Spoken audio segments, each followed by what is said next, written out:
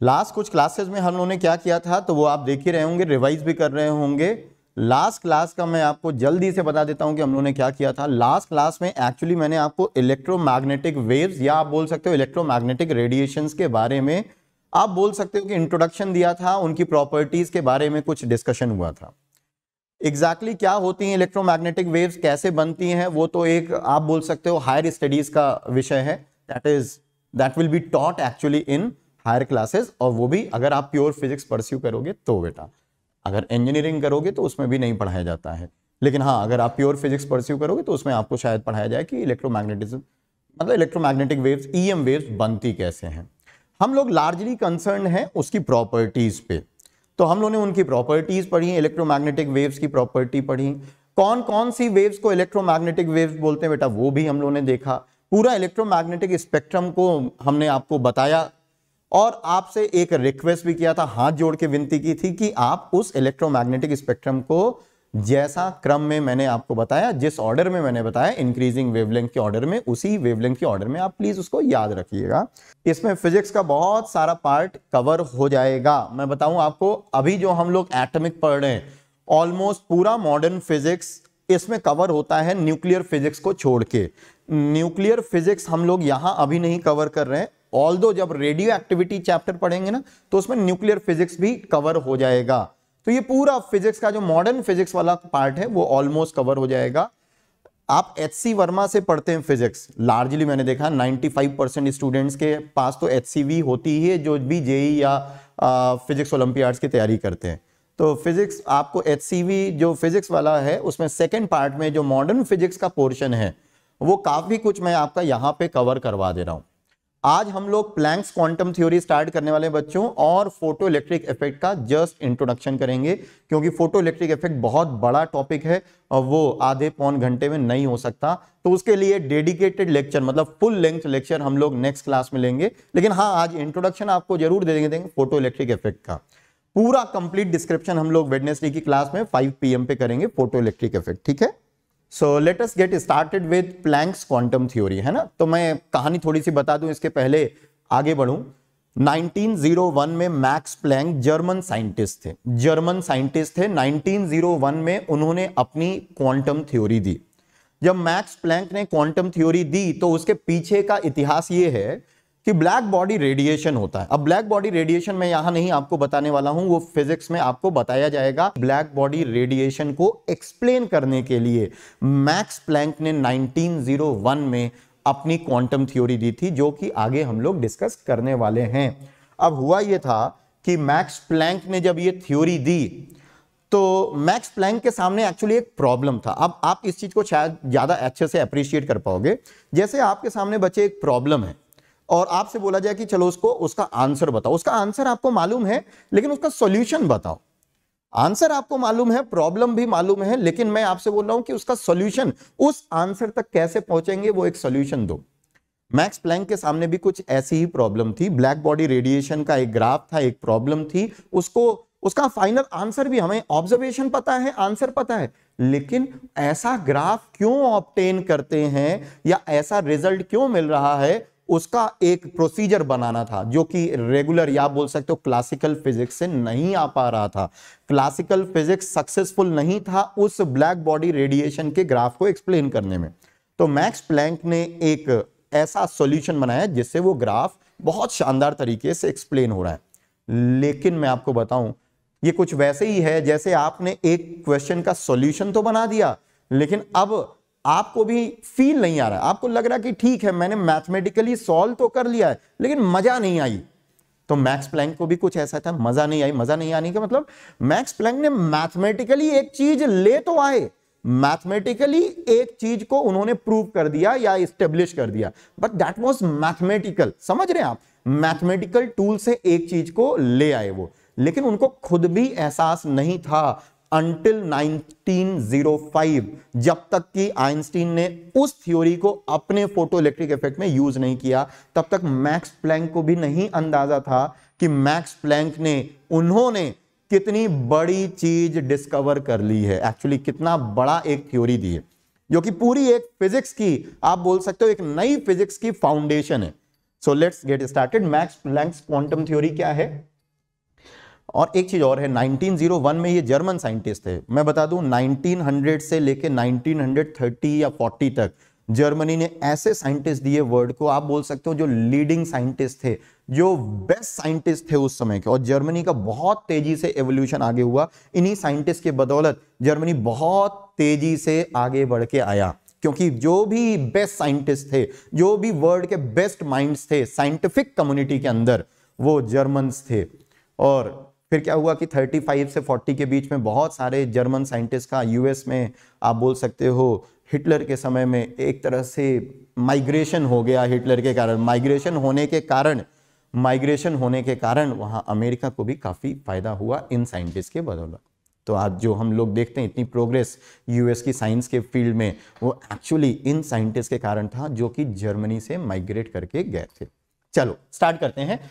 Planks quantum theory ये कहती है, पहली बात तो ये इलेक्ट्रोमैग्नेटिक वेव्स के लिए है, ईएम रेडिएशंस के लिए। किसके लिए है? सबसे जो जरूरी बात है, बच्चे हमेशा भूल जाते हैं कि ये जो थ्योरी है that is for electromagnetic waves. ठीक है, इलेक्ट्रोमैग्नेटिक वेव्स के लिए थ्योरी है। क्या है थ्योरी वो मैं बताता हूं, फिर लिख दूंगा यहां पे। थ्योरी ये कहती है, अकॉर्डिंग टू मैक्स प्लैंक ने ये कहा कि whenever the energy transfer of electromagnetic waves it occurs through very small packets of energy called photons are called, या आप बोल सकते हो और called quanta। मतलब जब भी इलेक्ट्रोमैग्नेटिक वेव्स एनर्जी ट्रांसफर करती हैं किसी ऑब्जेक्ट को, जब भी इलेक्ट्रोमैग्नेटिक वेव्स किसी ऑब्जेक्ट को एनर्जी ट्रांसफर करती हैं, तो ये जो ट्रांसफर ऑफ एनर्जी है वो छोटे छोटे एनर्जी पैकेट्स में होता है। किसमें होता है? छोटे छोटे एनर्जी पैकेट्स में होता है। और इन्हीं पैकेट्स को बोलते हैं क्वांटा, या इन्हीं पैकेट्स को बोलते हैं फोटोन। मतलब क्या है कि ये जो एनर्जी आ रही है, जो एनर्जी ट्रांसफर हो रहा है इलेक्ट्रोमैग्नेटिक वेव्स का, वो एक्चुअली कॉन्टिन्यूअस नहीं है, बल्कि छोटे छोटे पैकेट्स में है, जिसको आप बोल सकते हो डिसकॉन्टिन्यूअस है। इसी को क्वांटाइजेशन भी बोलते हैं। स्टेटमेंट लिखता हूं। So according to this theory, please लिख लीजिएगा साथ साथ में अगर आप लिख रहे हैं या पढ़ रहे हैं तो। According to this theory the transfer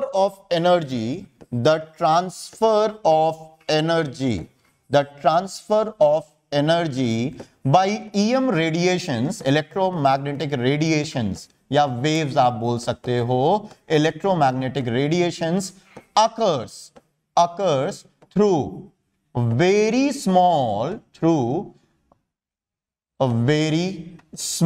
packets of energy, very small packets of energy called quanta, QUANTA, या इन्हीं को फोटॉन्स। एक्चुअली फोटॉन्स और क्वांटा में क्या अंतर है मैं अभी आपको डिफरेंस बता दूंगा, लेकिन दोनों को हम लोग इंटरचेंजेबली यूज करते हैं। ये जो छोटे छोटे एनर्जी पैकेट्स हैं, इन्हीं पैकेट्स को हम लोग फोटोन या क्वांटा बोलते हैं। तो बड़ा सिंपल सा एक स्टेटमेंट है। एक्चुअली ये स्टेटमेंट मैंने आपको बताया कि ये सिर्फ इसी स्टेटमेंट के लिए मैक्स प्लैंक का इतना नाम नहीं है। एक्चुअली बहुत मैथमेटिकली कुछ चीज डिराइव की गई थी। उस मैथमेटिकल इंटरप्रिटेशन को हम लोग एक्चुअली 3-4 लाइन में ऐसे सम कर सकते हैं। उस मैथमेटिकल इंटरप्रिटेशन को 3-4 लाइन में ऐसे सम कर सकते हैं। अब इसके फार रीचिंग कॉन्सिक्वेंसेज हैं, सुनिएगा क्यों। अकॉर्डिंग टू दिस थ्योरी ये कह रहे हैं कि जो भी इलेक्ट्रोमैग्नेटिक रेडिएशंस एनर्जी ट्रांसफर करेंगी तो वो छोटे छोटे एनर्जी पैकेट्स में करती हैं। मतलब आप बोल सकते हो कि इलेक्ट्रोमैग्नेटिक वेव्स की जो एनर्जी है वो छोटे छोटे एनर्जी पैकेट्स के कारण होती है। और जब भी पैकेट्स में कोई चीज आती है तो आप बोलते हो दैट इज क्वांटाइज्ड। और अकॉर्डिंग टू मैक्स प्लैंक, उनका जो अगला ऑब्जर्वेशन था मैक्स प्लैंक का, उन्होंने कहा ये जो छोटे छोटे एनर्जी पैकेट्स हैं, एक पैकेट की जो एनर्जी है, एनर्जी ऑफ वन पैकेट और one photon, energy of one photon या आप वन क्वांटा भी बोल सकते हो, is directly proportional to frequency of the wave. What is this? Nu is frequency of the wave. जो इलेक्ट्रोमैग्नेटिक वेव्स की बात हो रही है, उस इलेक्ट्रोमैग्नेटिक वेव की जो फ्रीक्वेंसी है बेटा, उस फ्रीक्वेंसी के डायरेक्टली प्रोपोर्शनल होती है एक पैकेट की energy, frequency of EM wave की फ्रीक्वेंसी। ठीक है। अब प्रोपोर्शनलिटी साइन को हटाते हैं, इक्वलिटी से रिप्लेस करते हैं, तो आपको मालूम है कांस्टेंट आता है, और यहां पे जो कांस्टेंट होगा, so this is E means energy of one photon, energy of one photon is equal to h into nu, where h is a constant called Planck's constant. h को Planck's constant बोलते हैं। और बच्चों आपको मालूम है कि इलेक्ट्रोमैग्नेटिक वेव्स का जो फ्रीक्वेंसी है वो हम c बाई लैम्डा लिख सकते हैं। क्या लिख सकते हैं बेटा? c by lambda. तो हमारे पास एक और रिजल्ट है, एनर्जी ऑफ वन पैकेट और photon is equal to hc by lambda. So these results are extremely important. आपको ये फॉर्मूले बहुत अच्छे से याद होने चाहिए। ऐसा हम इसलिए लिख पाए क्योंकि फ्रीक्वेंसी होता है c बाई लैम्डा।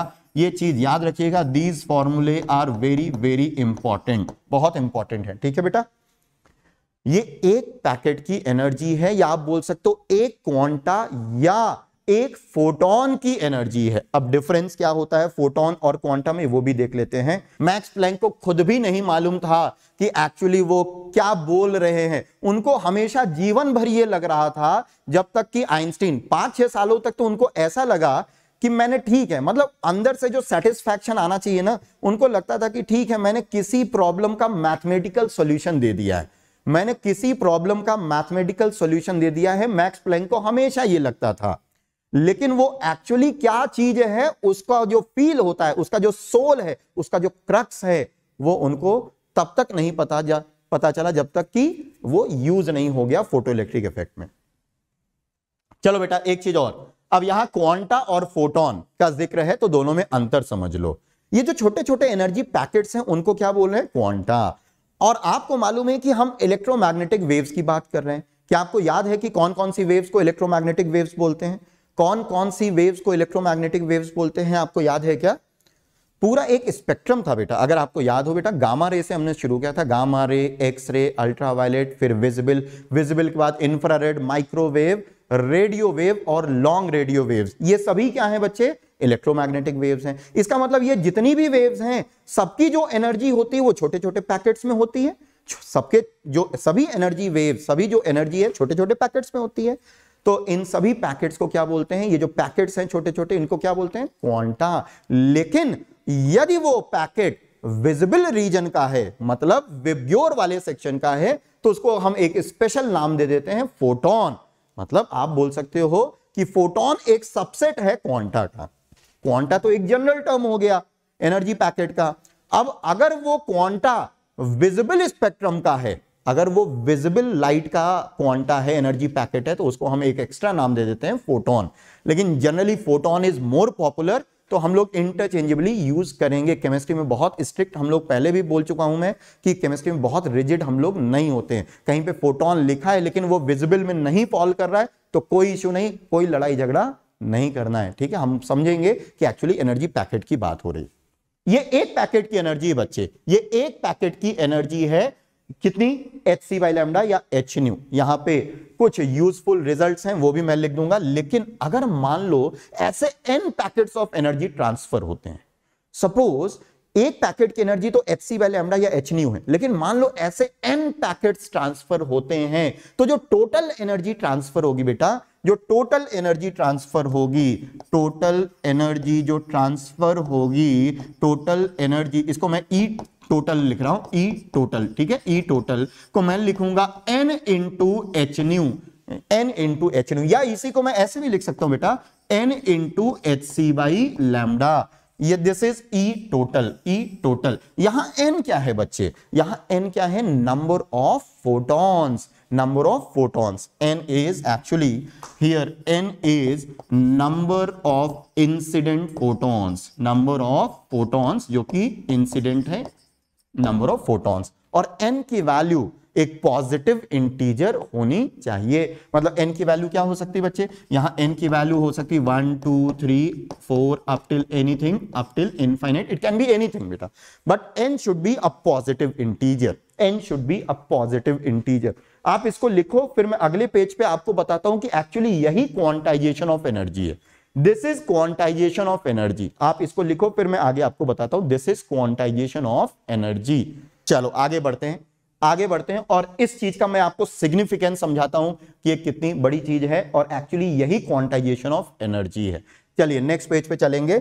हमने अभी लिखा बेटा, हमने ये लिखा कि जो टोटल एनर्जी है, हमने ये लिखा बच्चे कि जो टोटल एनर्जी है वो n इंटू एच न्यू या n into H C by lambda है, जहां पे न्यू या लैम्डा बेटा क्या है, ये उस इलेक्ट्रोमैग्नेटिक वेव की फ्रीक्वेंसी और वेवलेंथ है। यहां पे आपके लिए एक यूजफुल रिजल्ट है। यूजफुल रिजल्ट क्या है, क्योंकि कई बार आपको क्वेश्चंस के दौरान जल्दी से अगर क्वेश्चन करना है तो मैं हमेशा बोलता हूं कि अगर टाइम सेव करना है क्वेश्चंस में तो कुछ चीजें हमें याद रख लेनी चाहिए। जैसे बेटा एक यूजफुल रिजल्ट है कि H और C का जो प्रोडक्ट है, देखो H भी कांस्टेंट है, C भी कांस्टेंट है। अच्छा H की वैल्यू यहां पे होती कितनी है, प्लैंक्स कांस्टेंट है कितना बेटा, H को बोलते हैं प्लैंक्स कांस्टेंट, और इसकी वैल्यू है कितनी, प्लैंक्स कांस्टेंट इसको बोलेंगे। और जो H की वैल्यू है, H की वैल्यू SI यूनिट्स में 6.626 into 10 to the power -34 second joule into second, right? So this is the value of H and I request you please remember it, please remember it। H की value 6.626 into 10⁻34 joule second होती है। Please मेरी आपसे हाथ जोड़ के विनती है कि इसको याद कर लीजिएगा, क्योंकि आप क्वेश्चन फ्रेमर की मर्जी पे नहीं रह सकते कि अगर वो देगा तब तो आप उसको यूज कर पाओगे और नहीं देगा तो आप प्रॉब्लम छोड़ के आ जाओगे। इसको आप प्लीज याद रखिएगा। इस पूरे चैप्टर में बहुत सारे कॉन्स्टेंट्स हैं, अनफॉर्चुनेटली आपको याद रखने ही पड़ेंगे वो। हाँ, एक यूजफुल रिजल्ट जरूर है बेटा कि H भी कांस्टेंट है, C भी कांस्टेंट है, और H और C का जो प्रोडक्ट होगा अक्सर आप ये वैल्यू ले लोगे तो फिर जल्दी से आंसर आ जाएगा। H और C की value 1240 EV nanometre, H C का जो प्रोडक्ट होगा वो 1240 EV नैनोमीटर। ये तब है जब इलेक्ट्रॉन वोल्ट में वैल्यूज हो और नैनोमीटर में वेवलेंथ हो। इसको यूज करोगे तो कई बार जल्दी प्रॉब्लम हो जाएगा, जैसे मैं एक प्रॉब्लम आपको बता रहा हूं जैसे। हालांकि इसको आप ऐसे भी लिख सकते हो। अच्छा एक चीज और, 1 nanometre is equal to 10 angstrom. I hope ये सब आपको मालूम ही होगा। जैसे क्विकली मैं आपसे बोलूं कि मान लो हमारे पास एक इलेक्ट्रोमैग्नेटिक वेव है जिसका वेवलेंथ 310 नैनोमीटर है, 310 नैनोमीटर है। Find energy of 1 packet, find energy of 1 photon, find energy in EV of 1 photon, of 1 photon. एक फोटोन की एनर्जी बताइए EV में। तो ये रिजल्ट अगर आपको याद है तो फटाफट आंसर आ जाता है बेटा। जल्दी से बताओ क्या आंसर आएगा। इस रिजल्ट को यूज करोगे ना तो जल्दी से आंसर आ जाएगा, जल्दी से आंसर आ जाएगा। क्या आ जाएगा, 4 EV। कुछ लोगों का आ भी गया, बहुत बढ़िया, बहुत ही बढ़िया। देखो आप क्या करोगे, आपको एनर्जी EV में बतानी है। हमारे पास ये रिजल्ट है EV नैनोमीटर, तो बेटर है energy of 1 packet is equal to HC by lambda. HC की value 1240 EV nanometre divided by lambda, lambda is 310 nanometre. So nanometre से नैनोमीटर कैंसिल हुआ and this value is 4 EV। कोई आपसे बोले joule में निकाल दो तो कोई बात नहीं, हम पहले EV में निकाल लेंगे और फिर इसको जूल में कन्वर्ट कर लेंगे, क्योंकि आपको मालूम है बेटा कि 1 EV is equal to 1.6 into 10⁻19 joule. क्या ये आपको मालूम है, 1 EV इज इक्वल टू 1.6। अगर कोई आपसे बोले कि नहीं हमें तो जूल में बता दो तो कोई बात नहीं, इसको कन्वर्ट कर लेंगे जूल में। So this value is equal to 4 into 1.6 into 10⁻19 joule. तो ये एक यूजफुल रिजल्ट है जो कि अक्सर जल्दी से प्रॉब्लम सॉल्व करने के आपके काम आएगा। ठीक है, तो इसको आप यूज कर सकते हो, याद कर लोगे तो ज्यादा बेटर रहेगा, क्वेश्चन को जल्दी कर पाओगे। ठीक है बच्चे, नहीं तो HC की पूरी वैल्यू रख के लैम्डा से डिवाइड करोगे तो उसमें समय लगेगा। So it's better that you learn this result. Okay, ठीक है। अब मैं आपको बताने वाला था कि इस जो क्वांटाइजेशन ऑफ एनर्जी, इसकी अहमियत क्या है। एनर्जी क्वांटाइज्ड है, इसकी अहमियत क्या है, ये कुछ वैसे ही है। सो एक्चुअली जब हम बोलते हैं कि जब मैंने आपसे बोला कि E is equal to N into H nu, तो एच न्यू, अब ध्यान से सुनना, आप पेन रख सकते हो। H nu is the packet, 1 packet energy is H nu. एक पैकेट की एनर्जी कितनी बेटा, एच न्यू एक पैकेट की एनर्जी है। ठीक है, सपोज दिस इज 2 EV। मान लो बेटा ये 2 इलेक्ट्रॉन वोल्ट है, let's say it is 2 EV।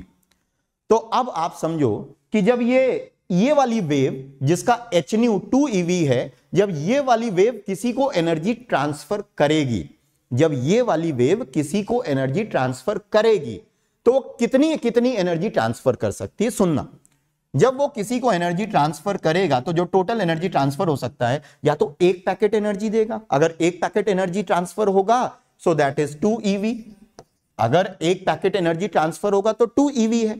Suppose 2 packet energy transfer होती है, 2 पैकेट्स ऑफ एनर्जी ट्रांसफर होता है तो 2 2 4 eV हो जाएगा। अगर 3 पैकेट ऑफ एनर्जी ट्रांसफर होता है तो 6 eV होगा, 4 पैकेट ऑफ एनर्जी ट्रांसफर होता है तो 8 eV होगा।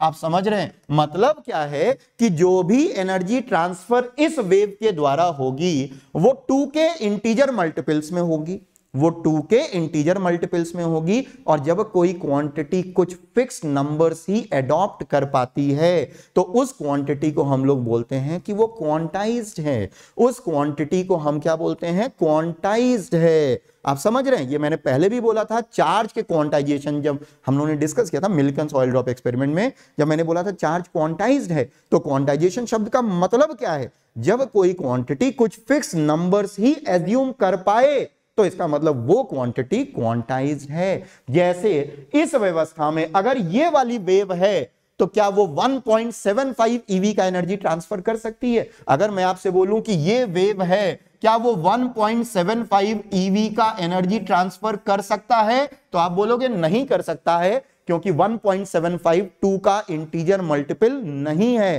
क्योंकि इस व्यवस्था में तो 2 के इंटीजर मल्टीपल्स में ही एनर्जी ट्रांसफर होगी। This is called quantization of energy. क्या बोलेंगे बेटा? इसको क्वांटाइजेशन ऑफ एनर्जी बोलते हैं। ये कुछ वैसे ही है जैसे कुछ आप ऐसे समझो, आप बिस्किट खरीदते हैं, हम लोग है ना, बिस्किट खरीदते हैं तो बिस्किट का पैकेट लाते हैं। सपोज एक पार्ले जी, मेरा फेवरेट बिस्किट है पार्ले जी का, एक 10 रुपए का पैकेट है, उसमें लेट से 10 बिस्किट्स हैं। तो जब मैं बिस्किट्स खरीदूंगा तो वो 10 के मल्टीपल्स में होंगे, हाँ या ना? जब मैं बिस्किट खरीदूंगा तो वो 10 के मल्टीपल्स में होंगे। या तो मैं एक पैकेट लाऊंगा तो नंबर ऑफ बिस्किट 10 होगा, अगर मैं 2 पैकेट्स लाता हूं तो नंबर ऑफ बिस्किट 20 होगा, अगर मैं 3 पैकेट खरीदता हूं तो नंबर ऑफ बिस्किट्स 30 होंगे। तो आप देख रहे हो कि जो भी नंबर ऑफ बिस्किट्स हैं वो क्वांटाइज्ड हैं, एक्चुअली वो 10 के इंटीजर मल्टीपल्स में है, क्योंकि एक पैकेट में 10 आ रहा है। अब मैं पैकेट ही खरीद सकता हूं, मैं पैकेट ही ले पाऊंगा। मैं आप बोल सकते हो कि पैकेट को तोड़ के, नहीं, वो ऐसा अलाउड नहीं है, ऐसा अलाउड नहीं। तो यहां पे भी वही चीज है। एक और बेटर एग्जांपल होता है जब मैं बच्चों से बोलता हूं कि आप इसको ऐसे समझो कि जब आप हाइट असेंड करते हो, जैसे आप अपने घर की सीढ़ियां जब चढ़ते हैं, तो जब आप सीढ़ियां चढ़ते हैं तो जो आप हाइट असेंड करते हो, जो आप हाइट असेंड करते हैं, और वो एक्चुअली क्वांटाइज्ड है। कैसे? सपोज ये बेटा एक स्टेयर की हाइट 10 सेंटीमीटर है, लेट से 10 सेंटीमीटर है, तो आप इस व्यवस्था में जो हाइट असेंड करेंगे या तो 10 करेंगे या तो 20 करेंगे। अगर 2 स्टेयर्स चढ़ते हैं तो 20, 3 स्टेयर्स तो 30, 4 स्टेयर्स तो 40। इसका मतलब जो भी आप हाइट असेंड कर रहे हो इस सिस्टम में, जो भी आप हाइट असेंड कर रहे हो इस सिस्टम में, वो क्वांटाइज्ड है। ऑन द कॉन्ट्रेरी, अगर आप किसी स्लोप से हाइट असेंड कर रहे हो, मान लो आप किसी स्लोप से हाइट असेंड कर रहे हो, तो आप 10 असेंड कर सकते हो, 11 भी कर सकते हो, 11.5 भी कर सकते हो, 12 भी। So this system actually this is quantized, इसको बोलते हैं डिसकंटीन्यूअस। क्वांटाइज्ड है और ये डिसकंटीन्यूअस है, इसको डिस्क्रीट भी बोलते हैं। क्या बोलते हैं बेटा? डिस्क्रीट का मतलब है ये रेगुलर नहीं है, ये कॉन्टिन्यूअस नहीं है। जबकि ये वाला जो सिस्टम है ये मुझे कॉन्टिन्यूअस, मतलब ये कॉन्टिन्यूअस है, ये क्वांटाइज्ड एक तरह से नहीं है। So this is the difference actually between quantization and continuity, या आप बोल सकते हो डिसकंटिन्यूटी और कॉन्टिन्यूटी। तो मैक्स प्लैंक ने यह कहा कि जब भी एनर्जी ट्रांसफर ईएम वेव्स करती हैं तो जो भी एनर्जी ट्रांसफर होता है वो छोटे छोटे एनर्जी पैकेट्स में होता है, और वो पैकेट को तो देना ही है। मतलब अगर एक पैकेट एनर्जी देगा तो अपनी पूरी एनर्जी देगा। सपोज कई बार बच्चे बोलते हैं कि सर यहां पे जो एक पैकेट है वो 2 EV का है, तो वो ऐसा भी तो कर सकता है कि 2 EV में से 1 EV ट्रांसफर करे और 1 EV अपने पास रख ले। नहीं, ऐसा नहीं होता। जब भी एनर्जी ट्रांसफर होगा तो वो पूरे पैकेट की एनर्जी दे दी जाएगी, ये पूरे पैकेट की एनर्जी दे दी जाएगी।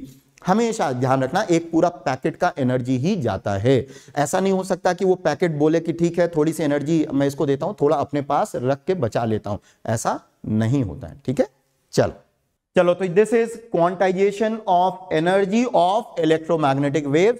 शुरुआत में मैक्स प्लैंक ने ये जो कॉन्सेप्ट दिया था ये इलेक्ट्रोमैग्नेटिक वेव्स का था, और फिर letter in 1940s and 50s ये माना जाने लगा कि एक्चुअली ये कॉन्सेप्ट दूसरी चीजों के लिए भी एक्सटेंड कर सकते हैं, मतलब दूसरे तरह की जो एनर्जीज होती हैं उनके लिए भी एक्सटेंड कर सकते हैं। और आजकल ये बिलीफ है कि एक्चुअली हर चीज क्वांटाइज्ड है। हम लोगों ने देखा बेटा चार्ज क्वांटाइज्ड है, एनर्जी क्वांटाइज्ड है, आगे बोर्स थ्योरी में देखेंगे कि एंगुलर मोमेंटम भी क्वांटाइज्ड है। आजकल साइंटिस्ट का ये बिलीफ है कि जो भी ये फिजिकल क्वांटिटीज हैं वो सभी क्वांटाइज्ड होती हैं, बस ये हमें ढूंढना है कि वो किसके इंटीजर मल्टीपल्स में। जैसे एक बड़ा आप बोल सकते हो कि एक ज्वलंत, एक इनफ्लेमेबल थॉट ये है कि मास भी क्वांटाइज्ड है, मास का भी क्वांटाइजेशन होता है, लेकिन हां अब वो किस स्मॉलेस्ट यूनिट के मल्टीपल्स में मास को हम लिख सकते हैं वो ढूंढना है, वो ढूंढना है। That is actually an area of research जिसपे काम बहुत सारा होना है।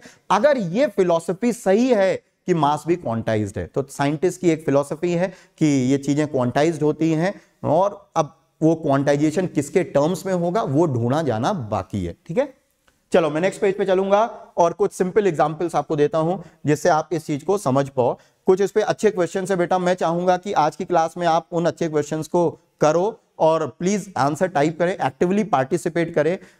From here the chapter atomic structure becomes very very important, क्योंकि यहां के बाद से काफी सारे क्वेश्चंस आपको अलग अलग कॉम्पिटिशन्स में आते हैं, मतलब इनका वेटेज काफी ज्यादा होता है। तो आज हम लोग इन पे अच्छे क्वेश्चंस करेंगे और फिर आगे बढ़ेंगे। अभी तक मैंने क्या बात बोली? अभी तक मैंने बात बोली कि जो भी एनर्जी ट्रांसफर होता है इलेक्ट्रोमैग्नेटिक वेव्स के द्वारा वो छोटे छोटे एनर्जी पैकेट्स में होता है। एक पैकेट को क्वांटा या फोटोन बोलते हैं। पैकेट की जो एनर्जी है, एक पैकेट की एनर्जी वो hν है या hc/λ है। ऐसे n पैकेट्स अगर किसी पे फॉल किए तो total energy n into hν या nhc/λ होगी। यहां तक हमने बात की। ठीक है, चल आगे चलते हैं। क्वांटाइजेशन तो मैंने आपको बता ही दिया। कहां गया क्वेश्चन? ये रहा क्वेश्चन। अच्छा शुरुआत करेंगे तो अब मैंने शुरू में ही एक अच्छा क्वेश्चन ले लिया है, क्योंकि एक बहुत हल्का सा क्वेश्चन मैंने आपको पहले ही करा दिया था। हल्का सा क्वेश्चन एक मैंने पहले ही आपको करा दिया था। तो शुरुआत करते हैं इस अच्छे क्वेश्चन से। ट्राई करेंगे, मैं क्वेश्चन एक बार रीड करता हूं, ट्राई करेंगे क्वेश्चन को करने की, जहां तक हो सके एक अप्रोक्सीमेट अगर आंसर, हालांकि इसका एग्जैक्ट आंसर निकल आएगा, लेकिन फिर भी मैं चाहता हूं कि आप जो करेक्ट आंसर है उसके नजदीक अगर आप अपना आंसर टाइप करेंगे तो मुझे बहुत खुशी होगी। अ bulb is rated 200 what. Now what is what? Power आप समझते हैं बेटा, what is the unit of power. Actually joule per second को वॉट बोलते हैं। पावर समझते हैं बेटा, पावर को क्या आप फिजिक्स में पढ़ते हैं मेरे ख्याल से, power is energy per unit time, है ना, energy per unit time, energy per unit time. तो 200 वाट का मतलब ये है कि 200 जूल पर सेकेंड ये बल्ब एनर्जी एमिट करता है, इसका ये मतलब है। आगे पढ़ता हूं। अ bulb is rated 200 what, emits light of wavelength 1987.8/7 nanometer. If 14% of energy is emitted as light, then find how many photons are emitted by the bulb per second. पर सेकेंड ध्यान से करिएगा, टोटल एनर्जी एक second में 200 joule वो emit करता है, लेकिन सारी की सारी एनर्जी लाइट के फॉर्म में एमिट नहीं कर रहा है, वो कुछ एनर्जी हीट के फॉर्म में भी एमिट करता है। तो एक्चुअली उस टोटल एनर्जी का 14% ही लाइट के फॉर्म में एमिट हो रहा है, जिसकी वेवलेंथ आपको गिवन है। तो आपको बताना है कि कितने फोटॉन्स पर सेकेंड एमिट होंगे। सुंदर सा बल्ब बन गया। तो ये 200 joule per second energy emit करता है, 200 जूल पर सेकेंड। हमें एक सेकेंड में पूछा है तो हमें 200 जूल एनर्जी ये एमिट करता हुआ दिखेगा एक सेकेंड में। कैलकुलेशन लंबी है, नहीं आशीष वेरी गुड, आशीष का देखो आंसर भी आ गया। फिरदौस कैलकुलेशन हो जाएगा बेटा, Ashish very good excellent. 200 joule per second पर ये तो टोटल एनर्जी है, इसका सिर्फ 14% ही लाइट के फॉर्म में एमिट हो रहा है, इसका सिर्फ 14%। So energy emitted, total energy emitted total energy emitted as light is equal to 14/100 into 200 and this is joule and this is in 1 second. पर सेकेंड की बात हो रही बेटा, अब जो भी बात होगी आगे पर सेकेंड की बात होगी.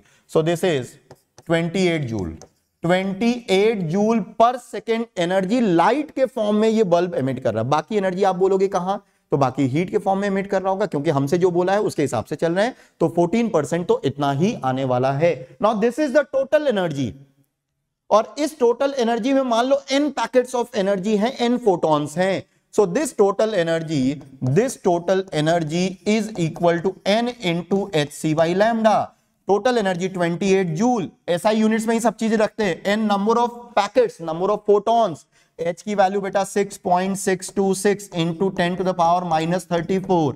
c की value 3 into 10 to the power 8 divided by lambda. SI units में रखिएगा क्योंकि इधर जूल है, हर चीज SI यूनिट में. तो ये नैनोमीटर है बच्चे, तो ये हो जाएगा 1987.8 divided by 7 into 10 to the power -9, और ये अब मीटर में हो गया जो कि SI यूनिट्स में है. अब मुझे इस इक्वेशन में सिर्फ एक अननोन दिख रहा है बच्चे, एक अननोन, वो है n, जो कि डिनोट करता है नंबर ऑफ फोटॉन्स. n जो कि नंबर ऑफ फोटॉन्स डिनोट कर रहा है. तो n की वैल्यू क्या आ जाती है सॉल्व करने पे. कोई और सॉल्व करेगा बेटा, कोई और सॉल्व कर रहा? अनुराग बिल्कुल सही. मेरे पास भी जो आंसर है वो 4 इंटू 10 की पावर 19 है. प्लीज इसको आप मैच कर लीजिएगा एक बार कैलकुलेशन करके. This is 4 into 10 to the power 19. ठीक है रोनित, अप्रोक्सीमेट आंसर देखो, अप्रोक्सीमेट आंसर देखो बेटा, अप्रोक्सीमेट आंसर देखो, यूनिट चेंज करके देखिएगा. अप्रोक्सीमेट आंसर आपके पास नंबर ऑफ फोटॉन्स इतने आने चाहिए. अच्छा, इस क्वेश्चन के माध्यम से मैंने एक चीज और आपको बता दी कि जो नंबर ऑफ फोटॉन्स जब किसी सोर्स से आप इस तरह के निकालते हो तो वो 2, 4, 8, 10, 50, 100 की संख्या में नहीं होते. मतलब वो 2, 4, 8, 10, 50, 100 की संख्या में नहीं होते. आप जरा इनका नंबर्स देखो, इनका नंबर देखो. ये तो 1 सेकेंड में है, ये 1 सेकेंड में नंबर ऑफ फोटॉन्स ट्रांसफर्ड है, ये 1 सेकेंड में है. अब आप सोचो कि 1 सेकेंड में इतने फोटॉन्स. अब आप इस चीज को रियलाइज करो कि आप पे हर सेकेंड कितने नंबर ऑफ फोटॉन्स स्ट्राइक कर रहे होंगे. क्या आप इस चीज को अप्रिशिएट कर पा रहे हो कि अगर कहीं से भी आपके ऊपर लाइट पड़ रही है, वेव आ रही है, इलेक्ट्रोमैग्नेटिक वेव, तो हर सेकेंड कितने आपके ऊपर फोटॉन्स टकरा रहे होंगे. तो इस चीज को अप्रिशिएट करो और नेक्स्ट क्वेश्चन की ओर बढ़ते हैं. ठीक है, एक बार इसको चेक कर लीजिएगा बेटा, एक बार इसको चेक कर लीजिएगा. चलिए ठीक है, नेक्स्ट क्वेश्चन की ओर चलते हैं. चलिए, find the number of photons of radiation of frequency 5 into 10 to the power 13 second inverse that must be absorbed in order to melt 1 gram of ice when the latent heat of fusion of ice is 330 joule per gram, और h की value 6.6 into 10 power -34 joule per second लेनी है. यहां पे क्या कर रहे हैं, 1 ग्राम आइस को हम मेल्ट कर रहे हैं, लेकिन अब कैसे, हीट करके मेल्ट नहीं कर रहे, उस पे फोटॉन्स डाल रहे हैं. 1 ग्राम आइस का टुकड़ा है, उस पे फोटॉन्स डाल रहे हैं और फोटॉन्स की एनर्जी के कारण उसको मेल्ट करने की कोशिश कर रहे हैं. तो वही क्वेश्चन है कि अगर फ्रीक्वेंसी, जो इंसिडेंट फ्रीक्वेंसी है, फ्रीक्वेंसी अगर 5 इंटू 10 टू द पावर 13 है, तो ये जो आइस है, ये जो आइस है 1 ग्राम आइस का टुकड़ा है, ये 1 ग्राम जो आइस का टुकड़ा है जिसपे आप इंसिडेंट फोटॉन्स कर रहे हो, तो कितने फोटॉन्स डालने पे ये मेल्ट हो जाएगा, ये मेल्ट हो जाएगा. और आपको ये डेटा गिवन है. Latent heat of fusion 330 joule per gram का मतलब है कि 1 ग्राम आइस को मेल्ट करने के लिए 330 जूल टोटल एनर्जी चाहिए. अब टोटल एनर्जी 330 जूल चाहिए, लेकिन वो एनर्जी कहां से आ रही है, वो फोटॉन से आ रही. तो पूछ रहे कितने नंबर ऑफ फोटॉन्स चाहिए अगर फ्रीक्वेंसी 5 इंटू 10 की पावर 13 है. Now this is very easy, you can easily solve it. बेटा क्या आप बोलोगे, total energy E total is equal to n into H nu, n into H nu. अगर 1.1 होता इंटू 10 पावर 22 तो मैं बोलता, क्योंकि मेरे पास जो आंसर है that is 10 to the power 22. इसका जो आंसर है बेटा, the answer is 10 to the power 22. इसके आसपास अगर कुछ भी आएगा तो फिर वो चलेगा. एक्चुअली यहां से देखो, E total is equal to n into H nu, यही तो होगा. टोटल जो एनर्जी है वो n इंटू एच न्यू के बराबर होगा.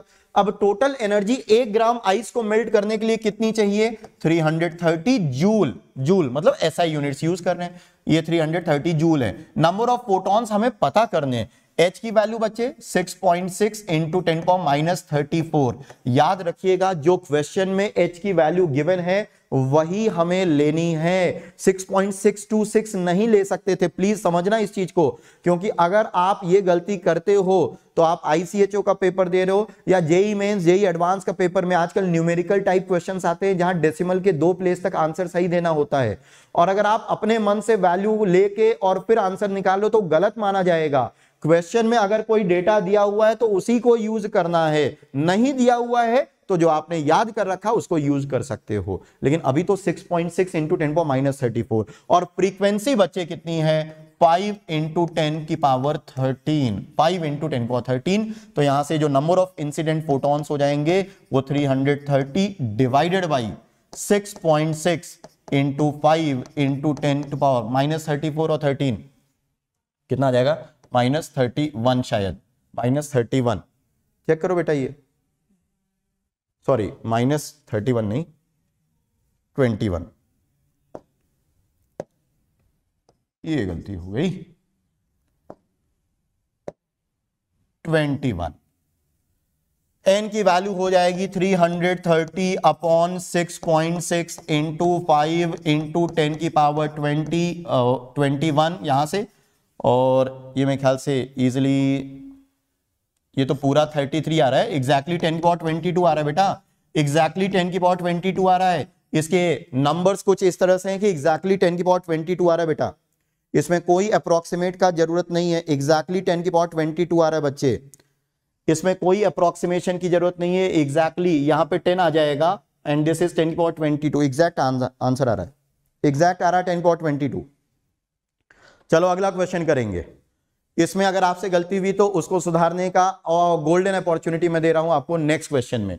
क्वेश्चन बड़ा सिंपल था, 1 ग्राम आइस को हमें मेल्ट करना था लेकिन हीट करके नहीं मेल्ट करना है, उस पे फ्रीक्वेंसी इंसिडेंट मतलब फोटॉन्स डाल रहे हैं, एक पैकेट की एनर्जी h न्यू है, ऐसे n पैकेट्स डालेंगे तो वो मेल्ट होगा, तो n की वैल्यू 330 अपॉन h न्यू, और ये सॉल्व होके 10⁻22 आ जाता है।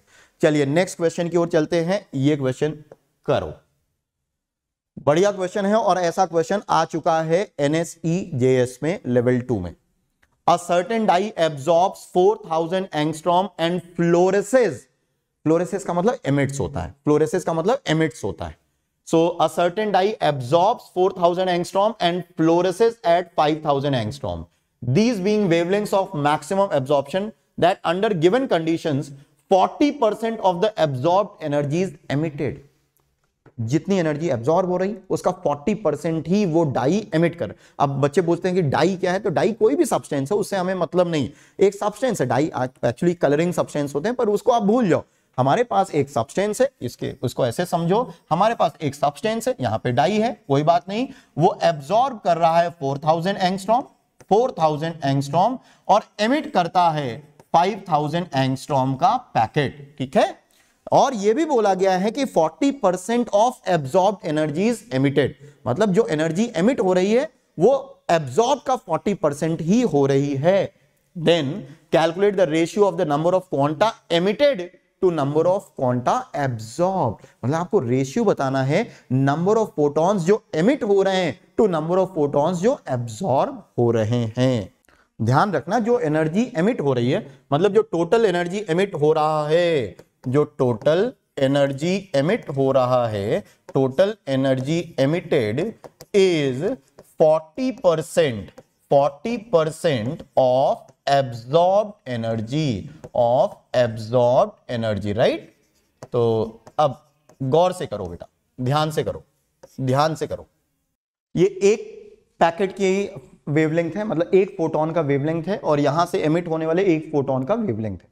अब मान लो आप ऐसे एब्जॉर्ब होने वाले नंबर ऑफ फोटॉन्स NA है या स्मॉल a मान लेते हैं, नहीं तो आप एवोगैड्रो नंबर इसको समझोगे।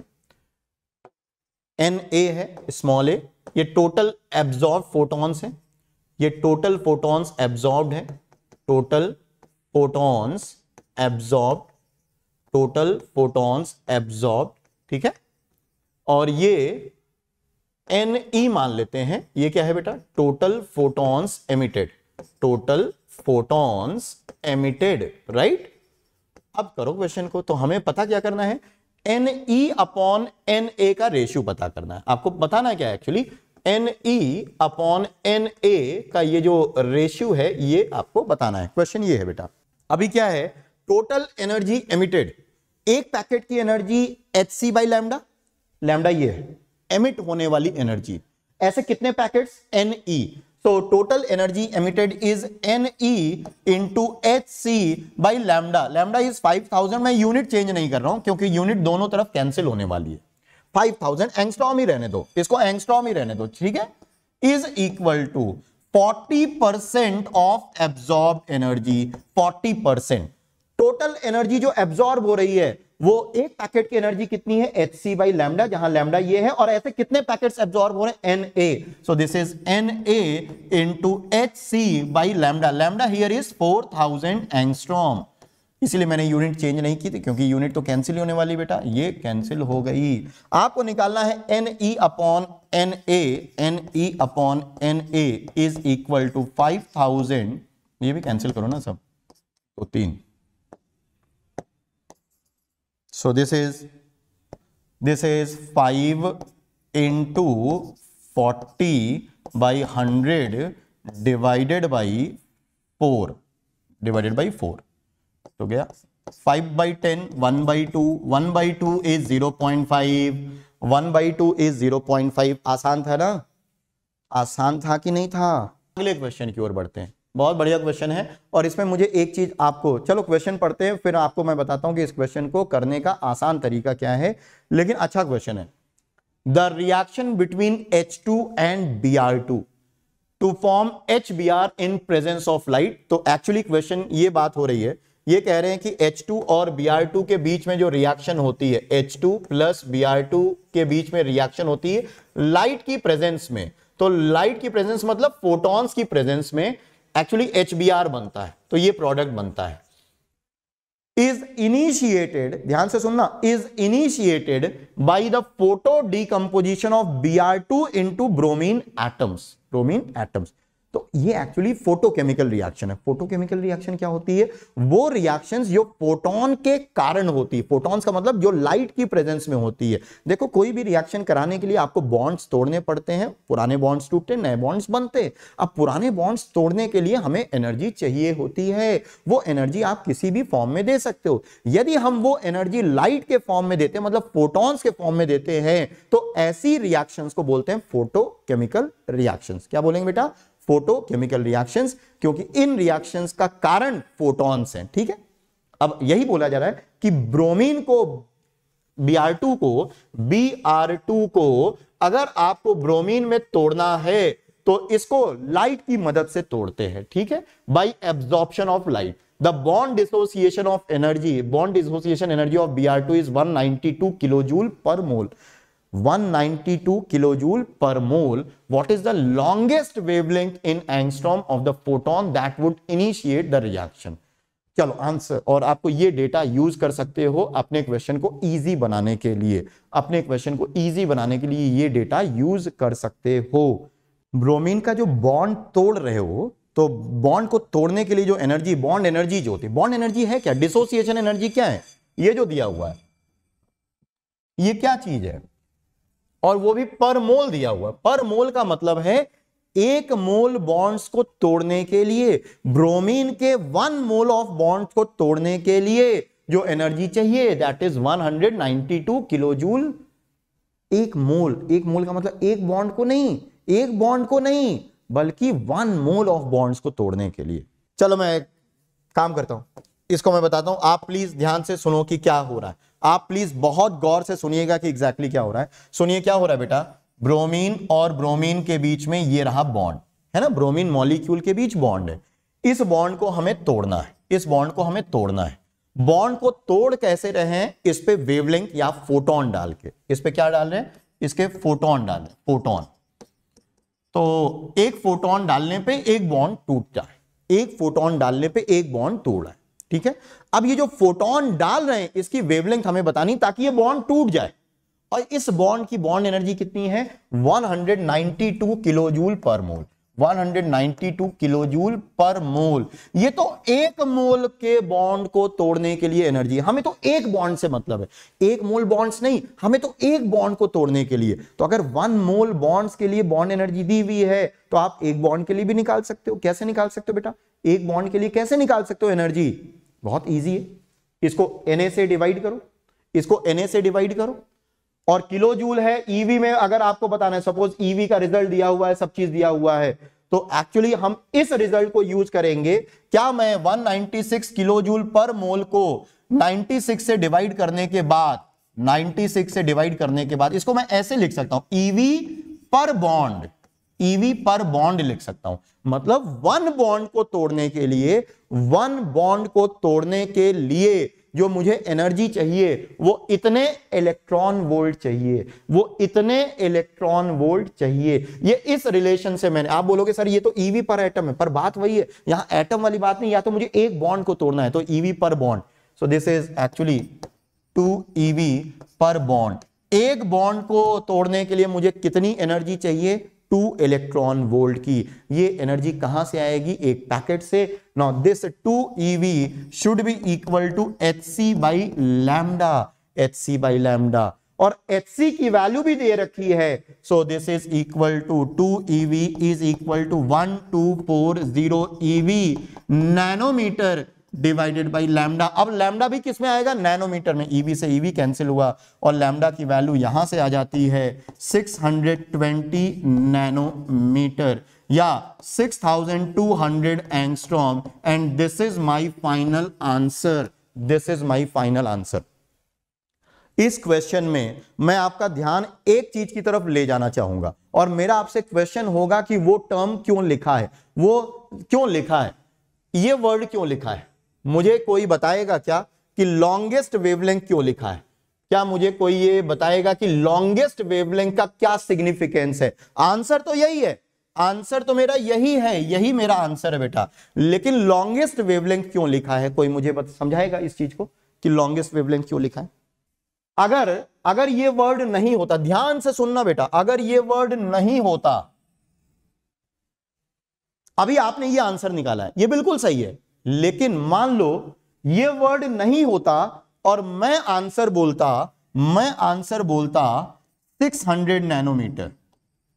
क्या 600 नैनोमीटर की वेवलेंथ से ये बॉन्ड नहीं टूट जाता? क्या 600 नैनोमीटर की वेवलेंथ से ये बॉन्ड नहीं टूट जाता? एक्चुअली आप एक पॉइंट पे मिस कर रहे हो। क्या मिस कर रहे हो मैं बताऊं? क्या मिस कर रहे हो? जब आपने ये लिखा कि 2 EV is equal to Hc by lambda, मतलब आप बोल रहे हो कि जस्ट बॉन्ड ब्रेक हो जाए उसके लिए कितनी वेवलेंथ, क्योंकि आप इक्वलिटी जस्ट बॉन्ड ब्रेक करने के लिए कितनी वेवलेंथ। एक्चुअली अगर मुझे बॉन्ड ब्रेक करना है तो जो Hc बाई लैम्डा की वैल्यू होनी चाहिए वो 2 EV के बराबर या उससे ज्यादा होनी चाहिए, 2 EV के बराबर या उससे ज्यादा होनी चाहिए। क्या ये बात समझ में आई आपको? ये बात समझ में आई कि नहीं आई?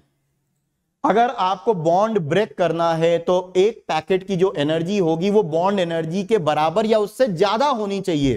देखो ना, ये उससे ज्यादा होनी चाहिए। तो इस कारण से ये जो वेवलेंथ आई है, एक्चुअली ये इस इनइक्वालिटी के कारण ये वो मैक्सिमम वेवलेंथ है जिससे बॉन्ड जस्ट ब्रेक होगा। इससे ज्यादा वेवलेंथ रखोगे ना तो बॉन्ड टूटेगा ही नहीं, इससे कम वेवलेंथ रखोगे तो बॉन्ड बिंदास टूटेगा। आप रख के देख लो बेटा, जब आप 600 नैनोमीटर रखोगे तो Hc बाई 600 की वैल्यू 2 EV से ज्यादा आएगी और बॉन्ड ब्रेक होगा। समझ रहे हैं? आपको समझ में आया लॉन्गेस्ट का क्यों यहां पे क्या रोल है? क्या आपको बिल्कुल थ्रेशोल्ड वेवलेंथ, आदित्य कुमार ने बिल्कुल सही पहचाने, सही पकड़े हो, आदित्य ने सही पकड़ा है। थ्रेशोल्ड वेवलेंथ मतलब ये वो मिनिमम है, आप बोल सकते हो मैक्सिमम, सॉरी मिनिमम नहीं, मैक्सिमम वेवलेंथ है। इससे ज्यादा वेवलेंथ दोगे तो बॉन्ड नहीं टूटेगा, क्योंकि एनर्जी और वेवलेंथ में इनवर्स रिलेशन है। इससे कम वेवलेंथ दोगे तो एनर्जी बॉन्ड एनर्जी को एक्सीड करेगी और बॉन्ड टूट जाएगा। समझ में आया? समझ में आया ना बेटा? तो ये लॉन्गेस्ट का रेलेवेंस था यहां पे। ठीक है बच्चे, एक छोटा सा मुझे सेक्शन और आपको बताना है इसी चीज से रिलेटेड। जो फोटोकेमिकल रिएक्शंस होती हैं, फोटोकेमिकल रिएक्शंस मतलब जो फोटॉन्स की प्रेजेंस में होती हैं, उन फोटोकेमिकल रिएक्शंस के लिए एक टर्म यूज करते हैं क्वांटम यील्ड। ये NSEJS जेई मेंस या जेई एडवांस के लिए रिक्वायर्ड नहीं है, लेकिन जो बच्चे ICHO के लिए तैयारी कर रहे हैं, जो सीनियर ओलंपियाड्स, इंटरनेशनल ओलंपियाड्स के लिए तैयारी कर रहे हैं, उनके लिए है। अगले पेज पे मैंने एक टर्म लिख रखा है, मैं नेक्स्ट पेज पे चलूंगा, क्वांटम यील्ड। क्वांटम यील्ड ये वही बच्चे के लिए इंपॉर्टेंट है जो कि एक्चुअली बोल सकते हो जो ICHO एम कर रहे हैं। So the quantum yield of a photochemical reaction, this यहां पे ये पता नहीं विजिबल है कि नहीं, एक मिनट में देखूं, ये विजिबल है फोटोकेमिकल, बिल्कुल थोड़ा बहुत विजिबल है, मैं पढ़ देता हूं। The quantum yield of a photochemical reaction describes the number of molecules undergoing a photochemical event पर एब्जॉर्ब फोटोन। इसका मतलब समझ लेते हैं। जैसे जैसे अभी मैंने पिछले पेज पे ये बात की कि ब्रोमीन का ये मॉलिक्यूल एक पैकेट को एब्जॉर्ब करता है, जैसे यहां पे फोटॉन्स को एब्जॉर्ब करता है और ये टूट जाता है। मतलब अब यहां जो फोटोकेमिकल इवेंट है वो बॉन्ड ब्रेकिंग है। फोटोकेमिकल इवेंट बेटा फोटोकेमिस्ट्री में बहुत, ये एक बड़ी ब्रांच ऑफ केमिस्ट्री है, उसमें हम नहीं जाने वाले हैं, वो हमारे सिलेबस का पार्ट नहीं है। लेकिन हां समझ लो कि फोटोकेमिस्ट्री में या फोटोकेमिकल रिएक्शंस में सिर्फ बॉन्ड ब्रेकिंग ही फोटॉन्स की मदद से नहीं करवाते, हम बहुत सारे दूसरे केमिकल आप बोल सकते हो प्रोसेसेस भी फोटॉन्स की मदद से करवाते हैं, बॉन्ड ब्रेकिंग के अलावा भी, जैसे एक्साइटेशन हो सकता है, बहुत सारी चीजें हो सकती है। तो bond breaking is one such photochemical event. ऐसा कोई भी इवेंट हम अगर फोटॉन्स की मदद से कराते हैं तो उस केस में क्वांटम यील्ड का कॉन्सेप्ट आता है। क्वांटम यील्ड को कैसे डिफाइन करते हैं? Quantum yield is describes the number of molecules that undergoes that change पर फोटोन, पर एब्जॉर्ब फोटोन। जैसे जैसे इसको आप ऐसे समझो, इसको आप ऐसे समझना, अब शायद बेटर आप इसको अप्रिशिएट कर पाओगे। सपोज एक ब्रोमीन मॉलिक्यूल, ये डब्बा रहा, ये डब्बा है, ठीक है, इसमें ब्रोमीन मॉलिक्यूल्स हैं, मान लो 100 मॉलिक्यूल्स हैं, ध्यान से सुनिएगा बेटा, 100 मॉलिक्यूल्स हैं, 100 मॉलिक्यूल्स हैं, ठीक है, 100 मॉलिक्यूल्स है ब्रोमीन के। हमने क्या किया कि हमने यहां पे फोटॉन्स डाले। मेरा एम क्या था? ब्रोमीन मॉलिक्यूल्स के बॉन्ड को तोड़ना। सपोज मैंने 100 फोटॉन्स डाले। कितने फोटॉन्स डाले बेटा? 100 फोटॉन्स डाले, और मैं ये सोच रहा हूं बढ़िया मस्ती से कि यहां पे 100 मॉलिक्यूल्स थे और 100 मॉलिक्यूल्स टूट गए होंगे, बॉन्ड ब्रेक कर गए होंगे। फिर हमने एक्सपेरिमेंट करना शुरू किया, हमने बक्से को खोला, हमने देखा कि अरे ये तो गड़बड़ हो गई। हमने सोचा था कि 100 फोटॉन से 100 मॉलिक्यूल्स टूट रहे होंगे, लेकिन हम ये देखते हैं कि 100 मॉलिक्यूल्स नहीं बल्कि सिर्फ 80 मॉलिक्यूल्स का ही बॉन्ड ब्रेकिंग हुआ। कितने मॉलिक्यूल्स एक्चुअल में रिएक्ट किए? Actual molecules, those reacted actual molecules जो रिएक्ट का मतलब है बॉन्ड ब्रेक किए, वो कितना है बेटा? 80। तो मैं आपसे बोलूं कि इस प्रोसेस के लिए क्वांटम यील्ड कितनी है? क्वांटम यील्ड कितनी है? तो आप बोलोगे 0.8। क्यों? क्योंकि 100 फोटॉन्स एब्जॉर्ब हुए। हम ये मान रहे थे कि एक फोटॉन की वजह से एक बॉन्ड टूटने वाला है, मतलब एक फोटॉन एक फोटोकेमिकल इवेंट इनिशिएट करेगा, एक फोटॉन एक फोटोकेमिकल इवेंट इनिशिएट करेगा। उससे 100 से 100 होने चाहिए थे मॉलिक्यूल्स, लेकिन 80 हुए, तो that means my quantum yield या quantum efficiency for this particular process is 0.8, और अगर परसेंट में बोले तो 80%। This is 80%। सो अगर मैं फॉर्मूला लिखूं बेटा क्वांटम यील्ड का, क्वांटम यील्ड जिसको मैं ईटा से डिनोट करूंगा, इसको क्वांटम एफिशिएंसी भी बोल सकते हैं, और quantum efficiency is equal to number of molecules reacted divided by number of photons absorb,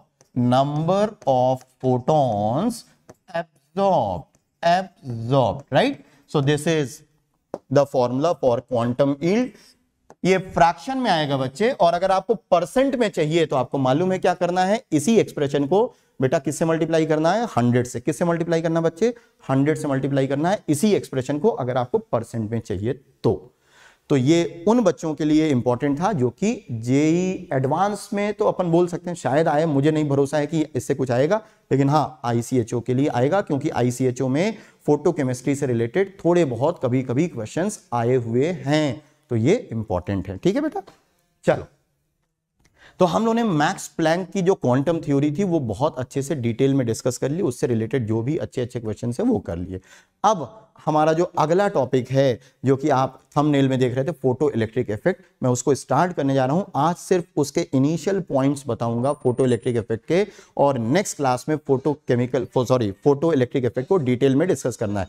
photo electric effect एक इंपॉर्टेंट पोर्शन है, और आप बोल सकते हो वो इनफैक्ट ये वो चीज है जिसने आइंस्टाइन को नोबेल प्राइज दिलाई थी। तो आइंस्टाइन को नोबेल प्राइज दिलाने वाली चीज का अहमियत आप समझ सकते हैं कि काफी ज्यादा होगा। तो उसको हम लोग स्टार्ट करते हैं। ओके, सो आज स्टार्ट करेंगे बेटा एक्चुअल में जो हमारा मेन फोटोकेमिकल, बार बार फोटोकेमिकल ही आ रहा है, मेन जो हमारा फोटो इलेक्ट्रिक इफेक्ट है वो नेक्स्ट क्लास में, मतलब वेडनेसडे को 5 PM पे हम लोग करेंगे डिटेल में डिस्कस। लेकिन आज मैं बताता हूं एक्सपेरिमेंटल सेटअप क्या था और क्या हिस्ट्री थी। फोटो इलेक्ट्रिक इफेक्ट के लिए आप समझो इस चीज को। हुआ क्या 1905 में ये साइंटिस्ट 1905 में तो आइंस्टीन ने एक्सप्लेन किया, लेकिन सबसे पहले इसको ऑब्जर्व किसने किया था 1887 में हर्ट्ज ने, जिनके नाम पे वो फ्रीक्वेंसी की यूनिट है Hz। हर्ट्ज ने सबसे पहले ऑब्जर्व किया इस इफेक्ट को। Hertz in 1887 observed that when a light of certain frequency, certain, एक वर्ड इंपॉर्टेंट है, बहुत डिटेल में एक्सप्लेन करूंगा, आपको मजा आएगी, सब चीज समझ में आएगा। When light of a certain frequency strikes the surface of a metal, electrons are ejected from the metal. This phenomena is known as photoelectric effect and the ejected electrons are called photoelectrons. ये 1887 में hertz ने observe किया कि जब किसी metal surface पे एक appropriate frequency की लाइट पड़ती है तो उस मेटल सरफेस से इलेक्ट्रॉन्स का एमिशन होता है। क्योंकि इलेक्ट्रॉन्स फोटॉन्स के कारण या लाइट के कारण एमिट हो रहे थे, तो ऐसे फोटॉन्स को क्या बोलते हैं, फोटो इलेक्ट्रॉन्स। ऐसे इलेक्ट्रॉन्स को क्या बोलते हैं, फोटो इलेक्ट्रॉन्स। और इससे होने वाले इस इफेक्ट को बोलते हैं फोटो इलेक्ट्रिक इफेक्ट। अब एग्जैक्टली जो एक्सपेरिमेंटल सेटअप था वो भी मैं यहां पे ड्रॉ कर रहा हूं, मैं आपको डिटेल में एक्सप्लेन करता हूं कि एग्जैक्टली कैसा एक्सपेरिमेंटल सेटअप था। एक्सपेरिमेंटल सेटअप मेरा कुछ ऐसा था।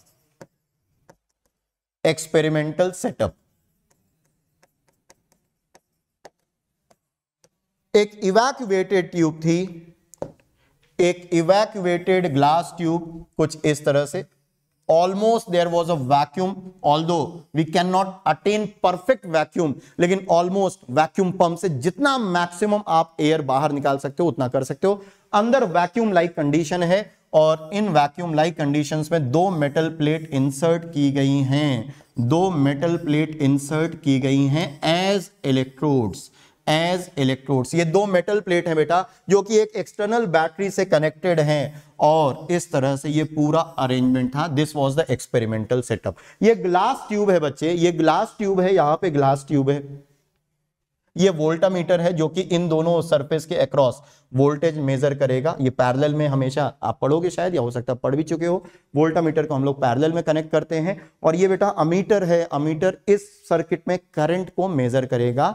अमीटर एक ऐसा डिवाइस होता है जो करंट को मेजर करता है किसी भी सर्किट में। ये मेरा एक्सटर्नल बैटरी है, दिस इज एक्सटर्नल बैटरी। ध्यान रखिएगा कि कैथोड रे एक्सपेरिमेंट में तो जो एक्सटर्नल बैटरी था उसका वोल्टेज 10,000 वोल्ट से ज्यादा रहता था, लेकिन यहां नहीं, यहां बहुत हल्का वोल्टेज लगाते हो आप, 2 वोल्ट 4 वोल्ट इस तरह से। मतलब अब आपको 10,000 वोल्ट जाने की जरूरत नहीं है। एक्सटर्नल वोल्टेज का रोल क्या है ये भी मैं आपको बताऊंगा, इसलिए यहां पे अभी लो वोल्टेज है, ये बहुत ज्यादा हाई वोल्टेज नहीं है। This is external voltage, right. ये पॉजिटिव टर्मिनल है बैटरी का, ये नेगेटिव है। तो पॉजिटिव से जुड़ा हुआ ये जो सरफेस है इसको हम लोग कन्वेंशनली क्या बोलते हैं बेटा, एनोड। और जो ये वाला सरफेस है, मेटल सरफेस है, ये नेगेटिव है, सॉरी नेगेटिव है, तो उसको क्या बोल देंगे बेटा, कैथोड। इसको क्या बोलेंगे, कैथोड, राइट। ये कन्वेंशन है। कई बार बच्चे इस पे अड़ जाते हैं कि सर पॉजिटिव वाले को ही एनोड क्यों बोलते हैं, नेगेटिव वाले को ही कैथोड क्यों बोलते हैं। तो मैं बच्चों से बोलता हूं कि ठीक है, आपका जो मन में आए वो बोलो, लेकिन आपका बोलना कोई दूसरा एक्सेप्ट करेगा या नहीं करेगा, अब वो उसकी मर्जी है। कोई बोल सकता है कि नहीं हम पॉजिटिव वाले को कैथोड बोलेंगे, इसमें क्या है, हम अपना नया कन्वेंशन सेट करेंगे। तो मैं बच्चों से बोलता हूं कि नया कन्वेंशन सेट करने के लिए आपका उस हाइट पे होना चाहिए, मतलब आपका स्टेचर इतना स्ट्रांग, इतना ऊंचा होना चाहिए कि आप जो बोलो वही लोग एक्सेप्ट करें, है ना, उसके लिए। अदरवाइज हमें कन्वेंशन एक्सेप्ट करने पड़ते बेटा। अदरवाइज हमें कन्वेंशंस एक्सेप्ट करने पड़ते हैं, या तो फिर इतने ऊंचे बनो कि जो आप बोलो वही कन्वेंशन हो जाए। आप समझ रहे हैं क्या मैं बोल रहा हूं? तो अभी तो हम लोग तो इतने ऊंचे नहीं, एटलीस्ट मैं नहीं हूं, तो मैं इसको एनोड और इसको कैथोड, जो नेगेटिव से जुड़ा हुआ उसको कैथोड और जो पॉजिटिव से जुड़ा हुआ उसको एनोड। यहां वैक्यूम है, कोई भी गैस यहां पे प्रेजेंट नहीं है। अभी इस सिचुएशन में क्या अमीटर मुझे डिफ्लेक्शन शो करेगा? क्या अमीटर मुझे डिफ्लेक्शन शो करेगा? The answer is no. क्यों? सर्किट पूरा नहीं बेटा, यहां और यहां ये कोई कनेक्शन नहीं है, यहां कोई कनेक्शन नहीं है, सर्किट पूरा नहीं है, और सर्किट पूरा नहीं तो मुझे करंट ऑब्जर्व नहीं होगी इस सर्किट में, तो इस सर्किट में मुझे करंट नहीं दिख रहा है अभी। However, when light of suitable frequency, please listen, okay? When light of suitable frequency,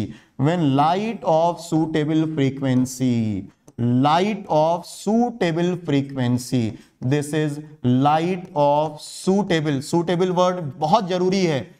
her frequency से नहीं, सिर्फ सूटेबल फ्रीक्वेंसी की लाइट जब कैथोड सरफेस पे पड़ती है, कैथोड सरफेस पे, कैथोड मेटल प्लेट पे जब लाइट फ्रीक्वेंसी पड़ती है, सूटेबल फ्रीक्वेंसी लाइट की पड़ती है, तो immediately we observe a current in the circuit, क्या हुआ होगा अब सुनो। अब अकॉर्डिंग टू आइंस्टाइन, एक्चुअली ये डिबेट लाइट वेव है या पार्टिकल बहुत पुरानी है बेटा, बहुत पुरानी है, और मैं आपको इसकी थोड़े इतिहास में ले जाना चाहूं तो सबसे पहले न्यूटन ने ये कहा कि लाइट पार्टिकल है। एक्चुअली न्यूटन की एक कॉर्पुस्कुलर थ्योरी आती है जो कि ये बताती है कि लाइट छोटे छोटे पार्टिकल से बना होता है जिनको कॉर्पुस्क्यूल्स बोलते हैं, और न्यूटन ने सिर्फ अपनी कॉर्पुस्कुलर थ्योरी दी नहीं, पार्टिकल थ्योरी थी ये, उन्होंने सिर्फ दी नहीं, उन्होंने रिफ्लेक्शन और रिफ्रैक्शन जैसे लाइट के फिनोमेना को इस थ्योरी से एक्सप्लेन भी किया। तो न्यूटन ने सबसे पहले यह कहा कि लाइट पार्टिकल है, छोटे छोटे पार्टिकल्स होते हैं, और न्यूटन ने अपनी उस थ्योरी से इनफैक्ट रिफ्लेक्शन और रिफ्रैक्शन ऑफ लाइट को बहुत अच्छे से एक्सप्लेन भी किया। उसके लगभग, अब ये थ्योरी लगभग 150 ईयर्स चली, 150 ईयर्स न्यूटन की बात को लोग मानते रहे। न्यूटन को वैसे भी मतलब गॉड लाइक फिगर मानते थे साइंटिफिक कम्युनिटी में, ईश्वर जैसा उनका रुतबा था न्यूटन का, तो कोई उनके अगेंस्ट जाना नहीं चाहता था। ऐसे फिर क्या हुआ, फिर कुछ ऐसे आप बोल सकते हो ऑब्जर्वेशंस हुए जो कि एक्चुअल में कॉर्पस्कुलर थ्योरी, मतलब जो पार्टिकल थ्योरी है उससे एक्सप्लेन नहीं हो सकते थे। बच्चे बोलते हैं कौन से ऐसे ऑब्जर्वेशंस हुए, तो मेनली दो, इंटरफेरेंस और डिफ्रैक्शन। इंटरफेरेंस और डिफ्रैक्शन ये फिजिक्स में आप पढ़ोगे, ये actually wave nature of light से ही एक्सप्लेन हो सकते हैं। मतलब जब हम लाइट को पार्टिकल नहीं बल्कि वेव मानते हैं, तभी आप डिफ्रैक्शन और इंटरफेरेंस एक्सप्लेन कर सकते हो। डिफ्रैक्शन और इंटरफेरेंस क्या होता है फिजिक्स में पढ़ोगे, actually bending of light wave front is called diffraction, तो ये आप फिजिक्स में पढ़ोगे। लेकिन अभी आप जान लो कि दो ऐसे फिनोमेना डिस्कवर हुए जो कि पार्टिकल नेचर से एक्सप्लेन नहीं हो सकते थे। तो न्यूटन की पहली बात ये हुई कि गलत है, और ये हो गया कि नहीं, लाइट एक्चुअली पार्टिकल्स नहीं है, जैसा कि न्यूटन ने बोला कि उसमें छोटे छोटे कॉर्पस्क्यूल्स होते हैं, वो बात गलत है।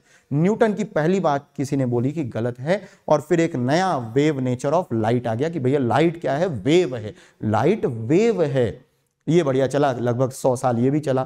फिर ऑलमोस्ट 80 to 90 ईयर्स के बाद जब इस इफेक्ट को, फोटो इलेक्ट्रिक इफेक्ट को आइंस्टाइन एक्सप्लेन कर रहे थे, तो उन्होंने बोला इस इफेक्ट को आप वेव नेचर ऑफ लाइट से एक्सप्लेन नहीं कर सकते हैं, और पूरा एक्सप्लेनेशन आया पार्टिकल नेचर ऑफ लाइट से। तो 1905 में वापस से ये जो लाइट अभी तक वेव चल रही थी वो वापस से पार्टिकल हो गई।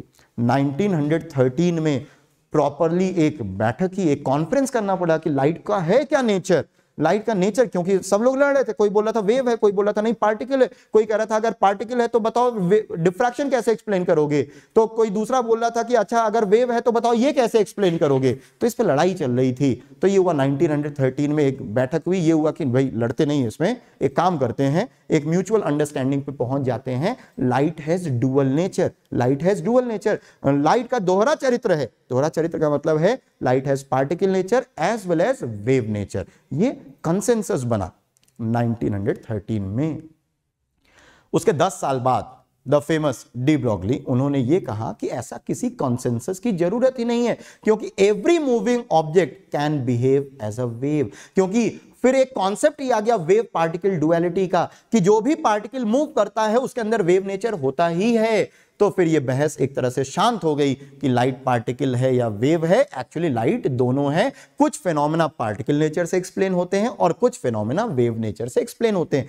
फोटो इलेक्ट्रिक इफेक्ट जो एक्सप्लेन किया आइंस्टीन ने, उन्होंने particle nature of light use किया था। तो ये आप लिख भी सकते हो कि photo electric effect is explain by particle nature of light.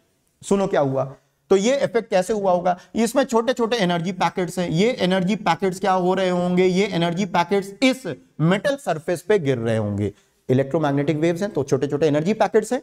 Energy packets इस मेटल सरफेस पे गिरते हैं।